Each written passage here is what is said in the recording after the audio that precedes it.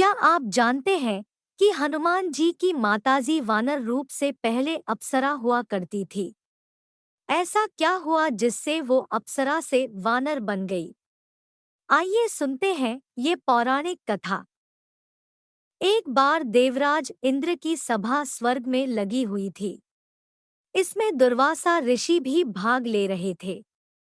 जिस समय सभा में विचार विमर्श चल रहा था, उसी समय सभा के मध्य ही पुंजिकस्थली नामक इंद्रलोक की अप्सरा बार बार इधर से उधर आ जा रही थी। सभा के मध्य पुंजिकस्थली का यह आचरण ऋषि दुर्वासा को अच्छा न लगा। दुर्वासा ऋषि अपने क्रोध के लिए प्रसिद्ध हैं। उन्होंने पुंजिकस्थली को कई बार टोक कर ऐसा करने से मना किया, लेकिन वह अनसुना कर वैसा ही करती रही। दुर्वासा ऋषि ने कहा, तुझे देव सभा की मर्यादा का ज्ञान नहीं। तू कैसी देव अप्सरा है जो वानरियों की तरह बार बार आ जाकर सभा में व्यवधान डाल रही है। जा, अपनी इस आदत के कारण तू वानरी हो जा। दुर्वासा ऋषि का श्राप सुनकर पुंजिकस्थली सन्न रह गई। अपने आचरण का यह परिणाम वह सोच भी नहीं सकती थी। पर अब क्या हो सकता था? भूल हो चुकी थी, उसके कारण श्रापग्रस्त हो गई।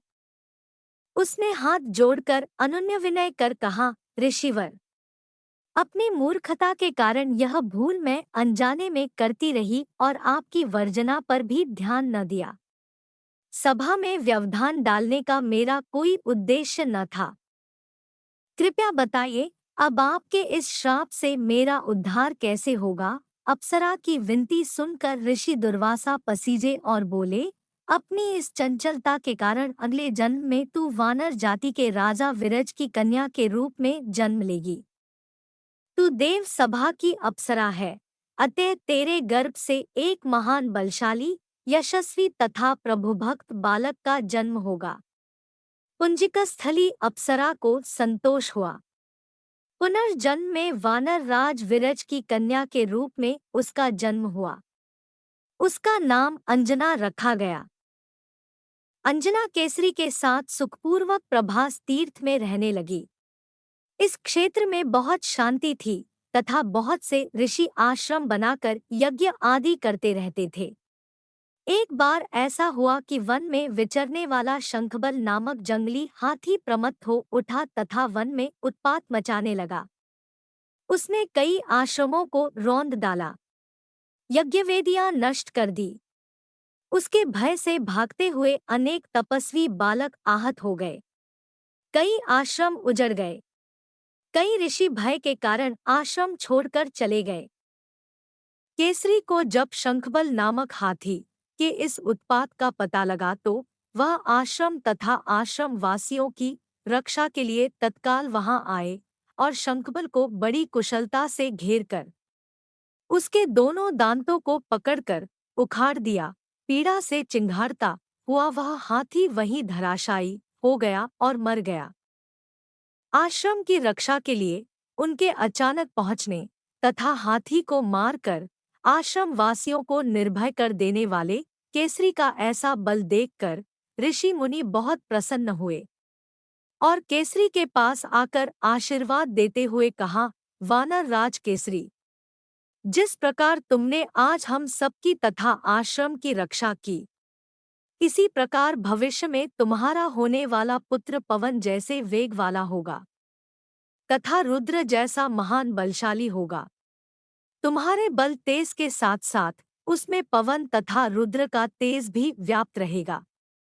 केसरी ने कहा, ऋषि वरो, मैंने तो बिना किसी कामना के प्रमत्त हाथी को, जो किसी प्रकार वश में नहीं आ रहा था, मारकर आपकी इस यज्ञ भूमि को निर्भय किया है। आपका दिया यह स्वत आशीर्वाद मुझे शिरोधार्य है। केसरी ऋषियों को प्रणाम कर चले गए। समय आने पर अंजना के गर्भ से एक बालक का जन्म हुआ। उसमें अपने बाल्यकाल से ही ऋषियों द्वारा दिए आशीर्वाद का तेज झलकने लगा। आश्रमों में वह पवन वेग की तरह जहां तहां पहुंच जाता। आश्रमों में विघ्न डालने वाले वन्य जीवों तथा दुष्ट व्यक्तियों को अपने अपार बल से खदेड़ देता। अपने इस पराक्रम से वह मदमस्त हो जाता तथा अपने साथियों के साथ वह आश्रमों में क्रीड़ा करने लगता। उसको खेलने से कोई रोकता तो वह उसको भी तंग करने लगता। बालक तो था ही, उसके बाल कौतुक से जब ऋषियों को असुविधा होने लगी तथा उनके पूजा पाठ और यज्ञ में व्यवधान आने लगा, तो उन्होंने उसके स्वभाव में शांति लाने के लिए आशीर्वाद जैसा श्राप दिया कि तुम अपने बल को हमेशा भूले रहोगे। जब कोई तुम्हें आवश्यक होने पर तुम्हारे बल की याद दिलाएगा, तब फिर तुम में अपार बल जागृत हो जाएगा। इससे वह बालक शांत स्वभाव का हो गया। केसरी नंदन यह बालक आगे चलकर हनुमान जी के नाम से प्रसिद्ध हुआ। सीता जी की खोज के लिए जब कोई समुद्र पार करने का साहस नहीं कर रहा था और हनुमान जी भी चुप बैठे थे, तो जामवंत ने हनुमान जी को उनके बल की याद दिलाई थी। तब उन्होंने समुद्र पार कर सीता जी की खोज की। अगर आपको ये वीडियो अच्छा लगे तो इसे लाइक शेयर और चैनल को सब्सक्राइब कर लीजिए। इससे हमें आपके लिए और अच्छे वीडियो बनाने की प्रेरणा मिलती है। धन्यवाद।